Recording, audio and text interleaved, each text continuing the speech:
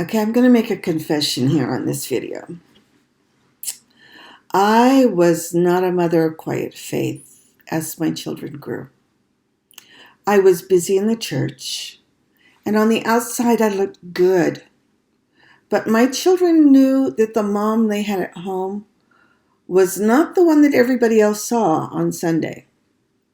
Not to say I was bad. I just wasn't Christ-filled.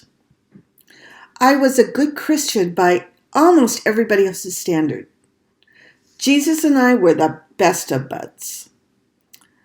But we were friends like people are today on social media. We knew each other. We saw each other's posts. But we were only surface deep. We never had deep personal talks.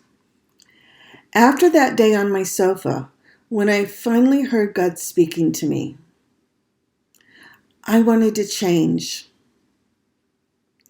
I began simply. I would read a section of scripture, sometimes just a couple of verses. But I read it listening to what God was saying. I then picked up an old notebook and I wrote, what did God say in those verses?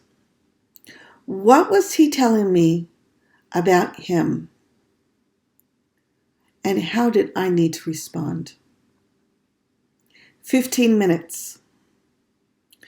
It began as a common thing that turned into a daily thing for God and I. We would meet each morning on my sofa. I didn't make it a big deal. I didn't let others know. I didn't even tell my husband I was spending time each morning with God. I treasured the time so much, I didn't want to share it. But it was noticed. You see, on those days, I had a grandbaby playing on the floor while I spent time with God. She grew from tubby time to crawling up next to me, to following my example. One of my favorite pictures of her is when she was 2. She was sitting on the sofa in my spot with a Dr. Seuss book in her hands. Her mommy came in after work and asked, "What are you doing?" And she explained, "Shh, God and I's talking. I reads my Bible like Nana does." You see, God didn't call me to be the next Beth Moore. He called me to be the quiet, faithful example for the next generation.